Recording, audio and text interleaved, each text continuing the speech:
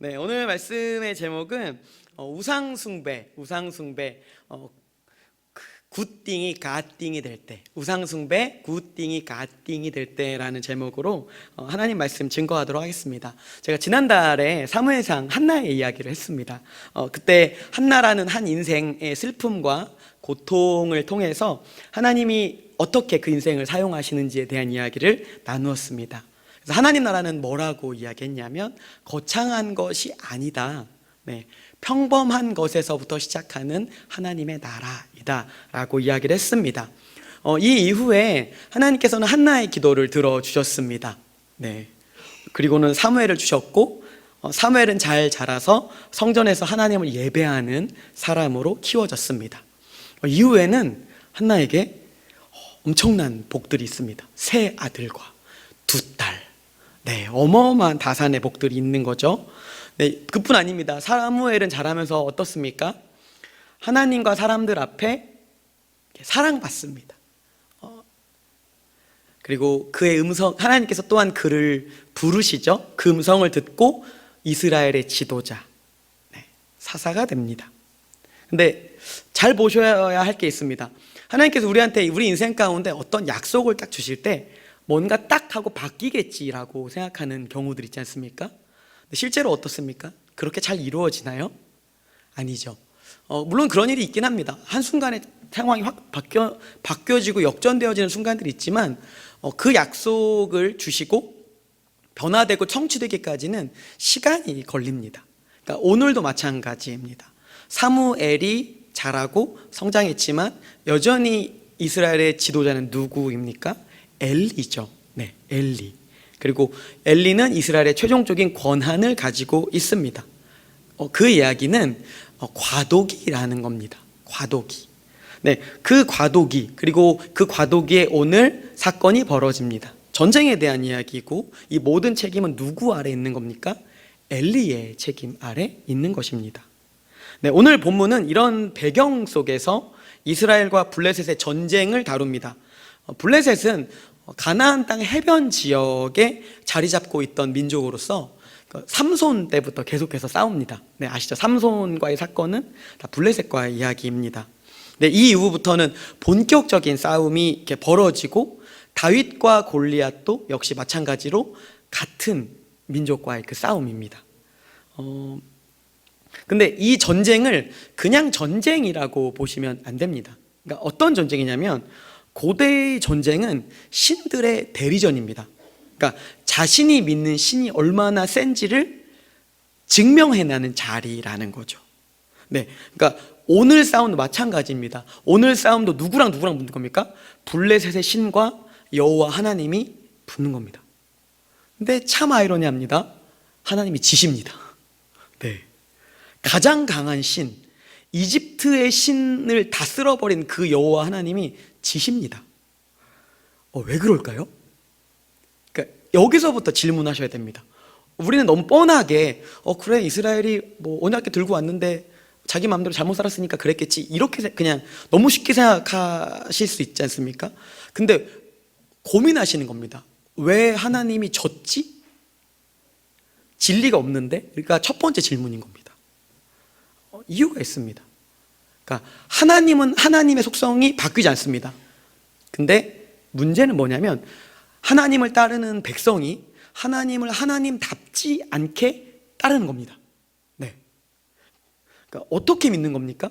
하나님을 주님으로 모시는 게 아니라 하나님을 우상숭배적인 방식으로 모신다는 겁니다.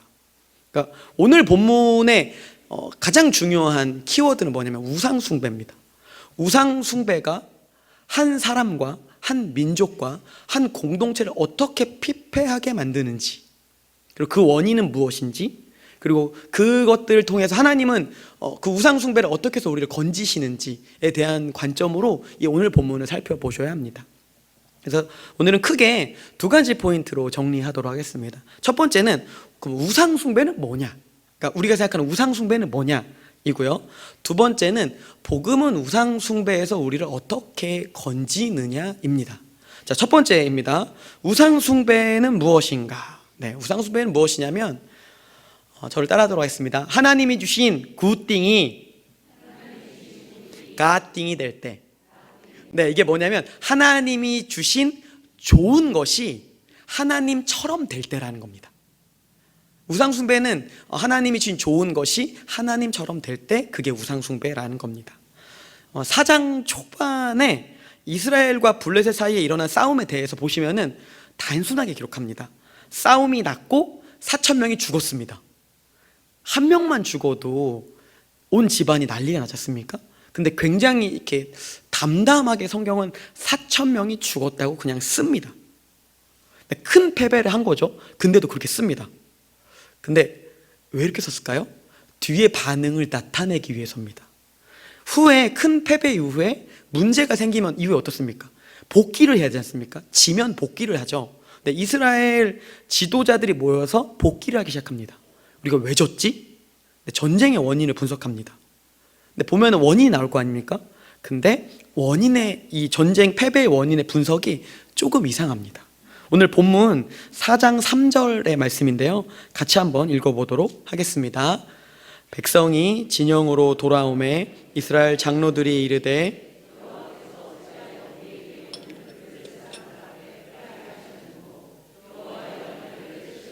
우리에게 가져다가 우리 중에 있게 하여 그것을 우리 손에서 구원하게 하자 하니.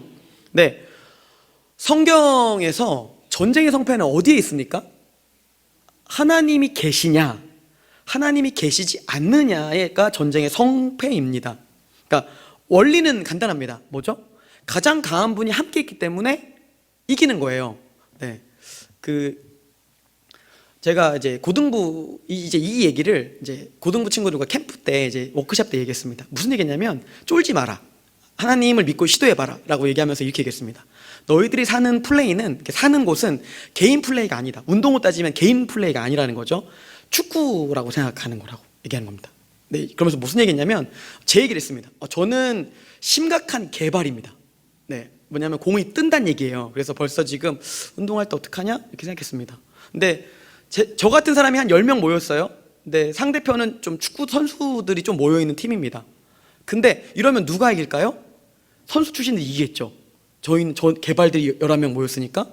근데 예를 드린 겁니다. 근데 만약에 이 상황에 메시가 우리 팀이면 어떨까요? 예, 끝이죠. 제가 개발이든 뭐 상관없습니다. 뭘로 끝나는 겁니까? 우리 팀에 메시 있다. 끝이죠. 네, 그러니까 아이들이 그때부터 눈이 번쩍이는 거예요. 고등부 친구들이 그렇구나, 우리 팀에 메시가 있구나, 내가 개발이어도 상관없구나. 뭘 보는 겁니까? 나의 순종의 발걸음이 연약해도 어떻게 한다는 거예요? 하나님이 함께 하시면 게임 끝, 이걸 보여주는 거예요. 그러니까 이스라엘 민족이 싸움을 잘한다? 말도 안 되는 얘기입니다. 노예가 무슨 싸움이에요. 근데 뭘 얘기하는 겁니까? 우리 팀에 메시 있다 보다 더한, 따라하겠습니다. 우리 팀에 하나님 있다, 게임 끝. 네, 이 얘기예요. 구약 성경에 나오는 그 싸움은 그거 차이입니다. 그 차이. 우리 팀에 하나님 있는가, 하나님 안 뛰시는가. 네, 그 차이인 겁니다. 근데 문제는 뭐냐면 지금 이스라엘의 상황이 어떻습니까? 하나님의 경기에 안 뛰세요. 안 뛰시죠. 네. 근데 원인이 뭡니까? 원인이 무엇이겠습니까? 자기들 스스로 하나님을 거부하고 자기 마음대로 산 겁니다. 그러니까 문제 원인이 누구한테 있습니까? 네, 자기 자신한테 있는 거예요. 메시랑 우리랑 같이 뛰면 어떻게 합니까? 전술은 딱 하나예요. 막는다. 메시한테 공을 준다. 끝. 이거거든요. 마찬가지입니다. 우리는 어떻게 해요? 하나님이 명령하신 대로 산다, 행한다. 그리고 뒤에 어떻게 합니까? 하나님이 일하신다. 끝. 사실 생각보다 굉장히 심플한 원리인데 어떻게 하는 거예요? 하나님 말씀이 들리지 않는다는 거예요. 하나님 내 얘기를 좀 들어보라니까요. 네, 제가 메시아한테 훈수할 수 있을까요? 없죠. 말도 안 되는 소리인 겁니다. 근데 이런 상황에서 졌습니다. 그럼 뭘 해야 되는 건가요? 문제를 빨리 파악해야죠. 문제의 원인이 뭐였나? 하나님이 경기에 안 계셨구나, 하나님이 전쟁에 안 계셨구나. 그럼 어떻게 해야 돼요? 하나님 제발 경기에 같이 뛰시죠. 하나님 전쟁에 같이 뛰시죠. 이걸 해야 되는데 네, 안 합니다. 어떻게 하냐면 자기 입맛대로 하나님을 해결하고 싶어 합니다. 뭐냐면 이런 겁니다. 하나님이 경기를 뛴다, 하나님 우리와 함께 한다는 상징이 어디에 있습니까? 이 구약 성경에서는 언약궤에 있죠. 언약궤는 뭡니까? 하나님과 이스라엘 사이의 약속입니다. 그러니까 약속이 담겨있는 계약서 같은 거예요. 그럼 그 안에 어떤 내용이 있습니까? 하나님은 이스라엘의 하나님이 되십니다. 네, 그리고 이스라엘은 어떻게 합니까? 하나님을 섬기겠다는 서로 쌍방 간의 언약이 담겨 있습니다. 자, 근데 이거의 본질은 뭐예요? 계약서가 중요합니까? 아니죠. 실제로 계약을 이행되느냐가 중요하죠. 본질은 뭐냐면 하나님, 그 언약궤가 중요한 게 아니라 하나님이 이스라엘에 계시느냐가, 본질은 하나님 함께 하시느냐가 중요한 건데, 지금 어떻게 한 겁니까? 그냥 언약궤만 가져오면 이길 거라고 생각하는 겁니다. 근데 이게 얼마나 무서운 생각이냐면, 이게 잘 모르시겠죠? 그냥 갖고 왔으니까 이겼겠지 생각하는데, 이들이 지금 비정상적인 생각을 똑같이 하고 있는 겁니다. 지난번 말씀 때 그 한나 얘기 드리면서 그 남편이 얼마나 이상한 얘기인지 말씀드렸죠. 1번 사모님, 2번 사모님 것처럼 이건 뭐냐면 이런 겁니다. 당시에 이렇게 사람들은 신과 계약을 맺은 영험한 도구 있죠. 그러니까 영빨이 있는 도구에 신이 함께한다고 느꼈어요. 그러니까 그 얘기는 뭐냐면 신물인 거죠. 신물, 뭔가 영험한 영패 같은 신물이 있으면 그게 임재한다고 얘기하는 겁니다.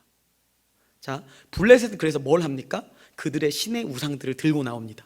네, 그러니까 당연한 거죠. 근데 이스라엘도 언약궤를 들고 나왔어요. 뭐 들고 나오는 게 나쁜 건 아니죠.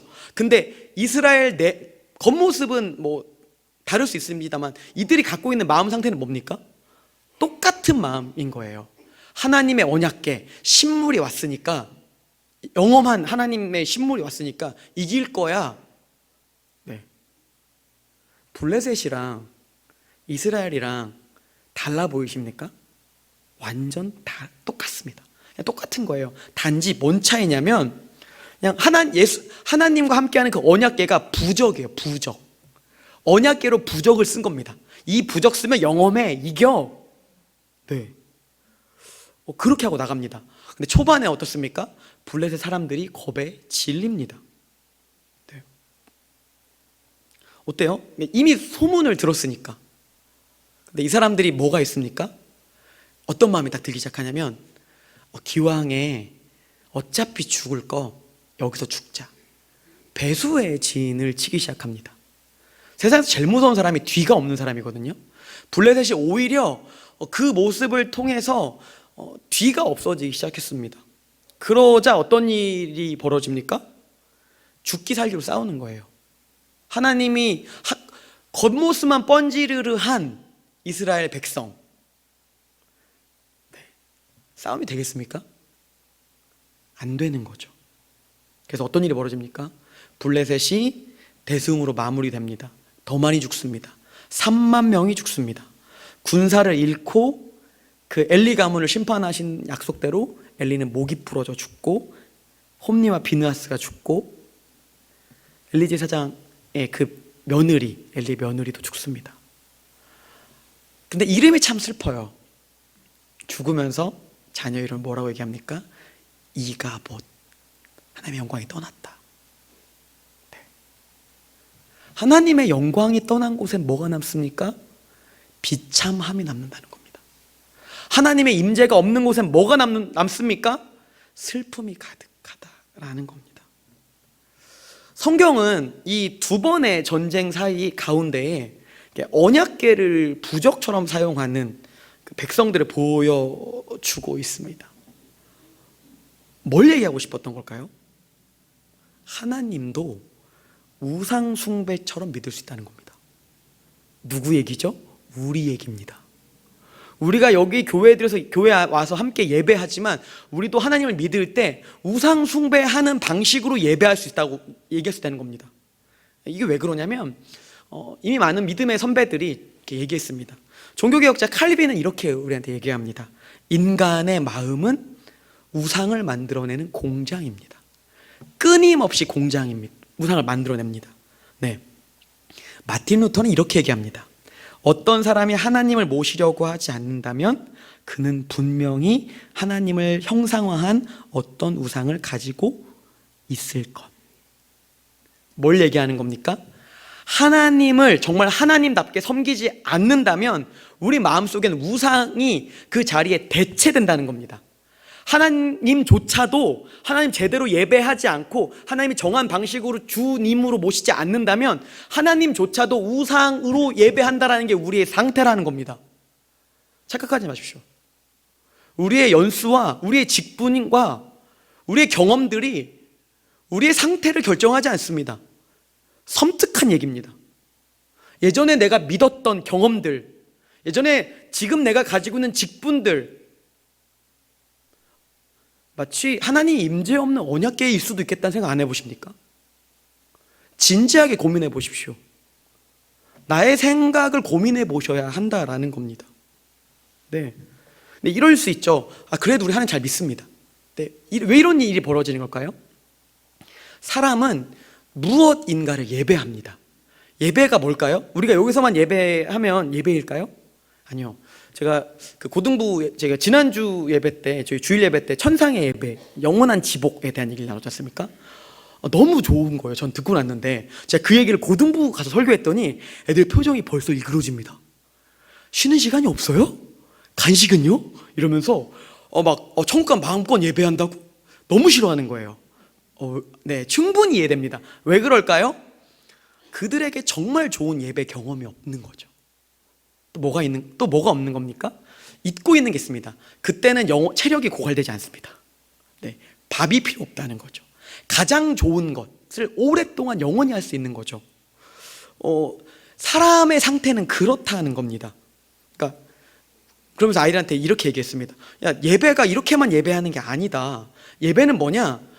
우리가 정말 가치 있다고 생각하는 것에 시간을 쓰고 돈을 쓰고 에너지를 쓰는 거다. 그러면서 아시는 분 아시겠지만 저기 가수 중에 싸이라고 있습니다. 싸이 아십니까? 싸이? 네, 네, 그 아시죠? 이렇게 완전히 세댔어, 뭐 이렇게. 네, 제가 출 수는 없잖아요. 저 민망하게. 네, 근데 보시면 그 싸이가 공연을 합니다. 근데 밤 12 이제 한 저녁 때쯤 시작을 해서 12시가 지나면 큰 소리로 외칩니다. 여러분, 기쁜 소식과 안 좋은 소식이 있습니다라고 얘기합니다. 안 좋은 소식은 버스가 끊겼습니다. 그러면 이제 이럴 거 아니에요? 그러면 이제 싸이가 기쁜 소식은 이제부터 놀아봅시다. 와 이러면서 강남 스타일이 빵 나와요. 네, 그럼 어떤 일이 벌어지는 거죠? 그때부터 첫 차가 나올 때까지 싸이를 예배하는 거죠. 네, 그러면서 싸이 콘서트 후기 어떤지 아십니까? 몸을 만들어요. 예배하기 위해서, 싸이를 예배하기 위해서 돈을 씁니다. 몸을 만듭니다. 그 정도 정성을 들이는 거예요. 뭘 보여주는 겁니까? 사람은 그 어떤 대상이든 예배하는 것, 가치 있는 것에 돈을 쓰고 시간을 쓰고 에너지를 쓴다는 겁니다. 종교가 없는 사람도 마찬가지입니다. 이거는 비신자도 마찬가지입니다. 실상은 자기네 믿는 게 없다고 얘기하지만 실상은 자기 자신에게 에너지 쓰잖아요. 돈을 쓰지 않습니까? 자기 자신을 섬기는 겁니다. 우상의 정의는 이렇습니다. 내가 하나님보다 더 가치를 두는 것, 그리고 또 이게 있습니다. 통제할 수 있는 것. 하나님도 통제하려는 마음으로 믿지 않습니까? 보좌를 흔드는 기도 많이 들어보셨죠? 보좌를 왜 흔듭니까? 도대체 그래서 하나님이 뭘 주셨다고 해서 그게 우리 삶에 크게 나아지는 게 있습니까? 아니라는 거예요. 또 하나, 없으면 두려워하는 것. 그게 우상 숭배입니다. 근데 잘 보십시오. 우상 숭배는, 그러니까 우상에 대한 얘기를 좀 해보겠습니다. 우상은 나쁜 걸까요? 아니에요. 우상은 원래 나쁜 게 아닙니다. 네, 음악, 자녀, 가족, 맛있는 거, 등등등등 보십시오. 그런 게 다 나쁜 겁니까? 아니죠. 하나님 우리한테 주셨을 때 그게 어떤 것들이에요? 좋은 거예요. 좋은 거. 하나님 우리한테 주신 것들은 좋은 것들입니다. 근데 그걸 good thing이라고 합니다. good thing. 좋은 것이에요. 근데 그게 어떻게 된 거예요? 절대적인 가치가 부여되기 시작합니다. 하나님보다 이것에 더 가치가 부여 있고요. 이걸 가지고 사람을 통제하고 나를 통제하고 싶어 합니다. 그리고 이게 없으면 두려워집니다. 확 들어오는 게 있죠. 돈, 자녀. 네. 결국 어떻게 되죠? 그렇게 되는 순간 나를 망치죠. 네. 그럼 이제 문제는 뭐냐면 알아요. 우리가 이거 압니다. 그러니까 이런 상황이 나를 망친다는 걸 압니다. 노력도 합니다. 근데 어떻습니까? 사람의 마음은 원래 사람의 마음은 처음에 만들어질 때 이렇게 곧게 직립해서 하나님을 향하게 되어 있었습니다. 근데 어떻습니까? 하나님을 떠난 인간은 마음이 구부러집니다. 자기를 향해 구부러져서 자기를 섬기고요, 바깥으로 구부러져서 타인을 찌릅니다. 네. 자기 힘으로 필 수 있을까요? 그럼 진작 폈겠죠. 이렇게 자기 힘을 펼 수 있으면 자기가 구원자겠죠. 안으로 피거나 밖으로 피거나 둘 중 하나라는 겁니다. 뭐가 필요합니까? 이 구부러짐 속에서 내 마음을 어떻게 곧게 펴질 것인가, 펴게 할 존재는 누구인가, 이 얘기입니다. 두 번째 이야기를 좀 해보도록 하겠습니다. 그러니까 복음은 우상 숭배에서 우리를 어떻게 건지나에 대한 이야기입니다. 저를 따라해 보겠습니다. 하나님이 우상보다 얼마나 더 멋진지를 보여주고 마음을 돌이키게 함. 네, 두 번째는 전쟁에서 승리한 블레셋이 이렇게 하나님의 임재를 상징하는 언약궤를 가져갑니다. 의기양양해하죠. 표면적으로는 블레셋이 이긴 것처럼 보입니다. 네, 근데 하나님이 무기력한 겁니까? 아니죠. 가서 어떤 일이 벌어져요? 다곤의 목이 딱 잘리죠. 그러니까 뭘 보여주신 거예요? 하나님 스스로 포로가 되어서 끌려가신 겁니다. 네, 그러니까 어떤 일이 벌어집니까? 화들짝 놀라잖아요. 화들짝. 자기들이 이겼다고 생각했는데 자기들의 신이 목이 빡 잘려 있는 겁니다. 뭘 알 수 있습니까? 블레셋에서도 하나님은 하나님입니다. 내가 있는 곳이 아무리 지옥 같은 곳에서도 하나님 나와 함께 하시면 어떻다는 얘기예요? 하나님은 하나님이라는 겁니다. 쫄지 마십시오. 네, 그런데 이걸 고민해 보자는 겁니다. 굳이 하나님은 왜 적진에서 하나님의 하나님 되심을 나타내고 스스로 포로가 되셨을까? 이걸 고민해 보라는 겁니다. 왜 이런 일을 벌일까요? 이렇습니다. 자신에게 소중한 걸 잃어봐야 그게 얼마나 가치 있는지 알게 됩니다. 네, 그렇죠? 잃어봐야 그게 진짜 좋은 거였다는 걸 나중에 알지 않습니까? 네, 하나님도 그런 거예요. 이스라엘 백성들이 자신들에게서 떠나고 나서야 그분이 얼마나 좋은 하나님이신지, 얼마나 좋은 신인지를 그때 깨닫는 겁니다. 어때요? 그들이 하나님을 갈망하게 되죠. 그들이 하나님을 찾게 되죠. 이후에 어떤 일이 벌어집니까? 엘리 이후에 사무엘이 지도자가 돼서 그들의 마음을 돌이킵니다. 하나님이 어떤 분인지 알게 합니다. 그리고 하나님을 하나님답게 예배합니다. 그래서 사무엘 시대부터 뭐가 회복됩니까? 진정한 회개와 예배가 회복되지 않습니까? 네. 근데 이 모든 것을 계획하신 것에, 이 모든 여정에는 누구의 계획이 있습니까? 네. 자신의 백성을 포기하지 않는 하나님의 열정이 있습니다. 근데 문제는 뭐냐면, 문제는 이렇습니다. 이러한 하나님의 열심에도 인간 어떻죠? 또 그때뿐이죠. 잘할 거야? 잘하자? 이렇게 얘기를 한 거죠. 어때요? 사람이 마음을 잘 바꾸기를 원했는데 잘 바뀌지 않습니다. 성경은 이런 인간의 상태를, 구약 성경을 고발하면서 얘기합니다. 이렇게는 답이 없다. 너희의 노력으로 마음을 바꾸려고 하면 답이 없다라고 얘기하는 거예요. 그럼 그 다음을 얘기를 해야 됩니다. 그럼 어떻게 마음이 바뀌어야 하는데? 그래서 선지자들이 얘기하는 것들이 무엇입니까? 너희의 마음이 완전히 바뀔 거야. 그 얘기를 하죠. 어떻게 해야 마음이 바뀝니까? 내 마음에 나 혼자, 그냥 내 스스로가 나를 바꾸는 게 아니라 내 옆에 나와 딱 붙어서 내 마음을 아예 바꿔버리는 존재, 내 마음에 들어와서 내 마음을 아예 새롭게 해버리지 않는 이상 불가능합니다. 그 누구이십니까? 하나님이 우리 마음속으로 직접 들어오셔야 한다는 겁니다. 그 방법을 성경은 기대하게 합니다. 잘 보십시오. 근데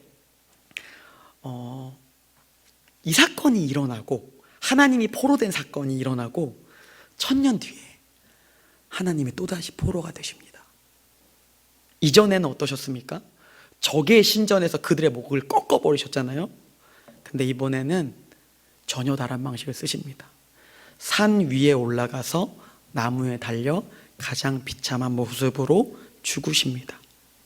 이전에는 백성들이 수치를 직접 겪는 방식을 통해서 하나님 돌아오게 했다면, 이제는 하나님 자신이 우리 대신에 우리의 마음이, 우리가 잘못해서 치러야 될 대가를 대신 치르고 그 수치를 대신 당하고 우리 마음을 완전히 새롭게 바꿔버리는 방식으로 방법을 바꾸십니다. 이 모습이 뭘 보여주는 겁니까? 하나님을 떠난 인간의 마음 상태는 자기 힘으로 회복 불능이라는 겁니다. 근데 어떻게 하시겠다는 거예요? 하나님이 그것조차 내가 감당하겠다. 나와 함께 붙어라. 나와 함께 하자. 네, 이런 하나님이 우리 하나님입니다. 세상의 신은 어떻습니까? 계산적이지 않습니까? 내가 1을 주면 우리의 마음은 어때요? 3이나 4를 받기 원하죠. 맡겨놨습니까? 세상의 신에? 근데 어떻습니까? 그쪽 신도 그렇습니다. 쓸모가 없어지면 어떻습니까? 나를 가차없이 버립니다. 하나님은 근데 어떻습니까? 성경에 읽어보면 하나님은 우리의 남편으로 비유하시지 않습니까? 근데 인류 역사상 가장 고통받는 남편은 누구이십니까? 하나님이세요. 계속 바람피잖아요. 근데 하나님의 마음은 한결같습니다. 피투성이가 돼서도 돌아오라. 하나님 뭐라고 말씀하시는 겁니까? 더 이상 널 잃어버리고 싶지 않아. 더 이상 너를 잃고 싶지 않아. 네. 부모가 자녀를 살리기 위해서 때로는 어떤 일을 합니까? 자기가 수치를 대신 당할 때에 있죠. 왜요? 애가 소중하니까 그렇게 하잖아요.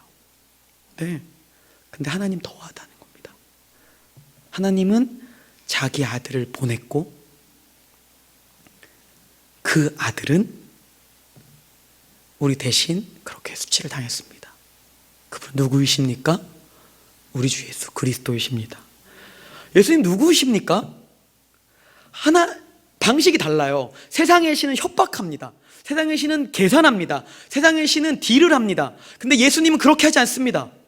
전혀 다른 방식을 보여줍니다. 이렇게까지 널 사랑해. 예수님 이렇게 말씀하십니다. 이렇게까지 널 기다려. 그리고 얘기합니다. 우상보다 하나님이 더 멋져. 따라와. 하나님 선택하지 않겠냐라고 얘기하십니다. 뭘로 보여줍니까? 말로만 보여줍니까? 사람을 속입니까? 그리스도가 보여주신 삶의 모습은 무엇입니까? 삶으로 보여주시잖아요. 진실로 보여주지 않습니까? 진정성으로 보여주지 않습니까? 네. 수많은 사람들의 인생이 인생 끝이라고, 인생의 마지막이라고, 막장이라고 얘기했던 사람들이 왜 예수님 앞에 나옵니까?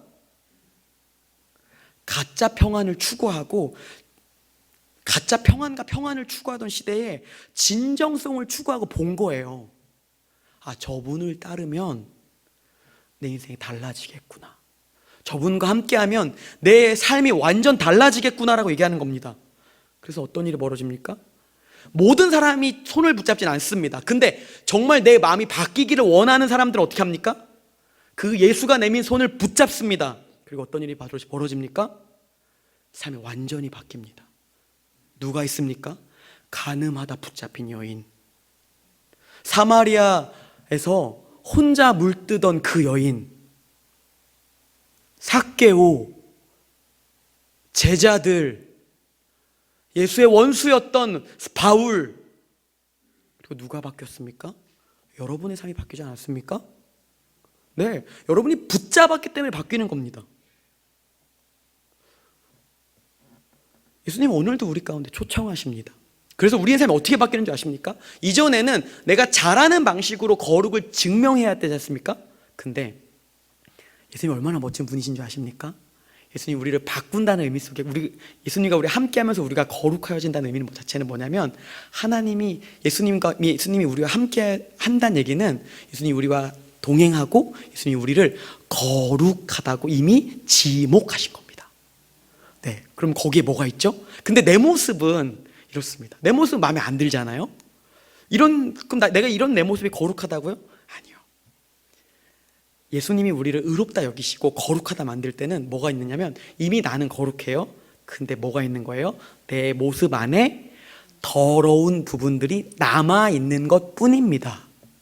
예수님을 닮아가고 성화된다는 의미가 무엇인 줄 아십니까? 내 안에 그런 연약함들, 내 안에 있는 부족함들이 점점 깨끗해져서 내 안에 예수님 때문에 거룩하게 된 모습이 드러나는 거예요. 이미 있는 겁니다. 그게 예수님 때문에 드러나게 된 거예요. 어느 순간부터 예수님이 내민 그 손을 붙잡는 그 순간부터. 그럼 우리 일평생의 꿈은 무엇입니까? 우리 일평생의 과제는 무엇입니까? 그 예수님을 따라서 내 안에 거룩함이 계속 드러나는 겁니다. 내 안에 우상과 싸우면서 어떻습니까? 내 안에 복음으로 씨름한 영역들이 점점 늘어나는 거예요. 사람들은 뭘 봅니까? 내 안에 하나님 예수 그리스도가 거룩하다고 지목하신 그 거룩함을 보면서 내 안에 있는 그리스도의 아름다움을 발견하는 겁니다. 내 안에 있는 그 성령 하나님의 놀라운 사랑을 발견하는 겁니다. 그리스도가 우리한테 말씀하십니다. 우상이 내 마음의 중심으로 자리 잡고 있는 상태를 떠나서 그리스도로 함께 하자고. 내가 너를 거룩하게 지목하겠다고. 그리스도께 나오십시오. 말씀을 정리하겠습니다. 우상 숭배는 무엇입니까? 굿띵이 갓띵이 될 때입니다. 하나님이 허락하신 좋은 것이 절대적인 것이 될 때입니다. 복음은 무엇입니까? 복음이 우리를 어떻게 구합니까? 예수 그리스도가 그리고 그분을 보낸 하나님이 우상보다 얼마나 멋진 분인지를 보여주고 마음을 돌이키게 합니다. 그분이 내민 손을 붙잡으십시오. 그럼 내 안에 있는 거룩함이 드러나게 될 겁니다. 우상 숭배는 우리를 편안하게는 합니다.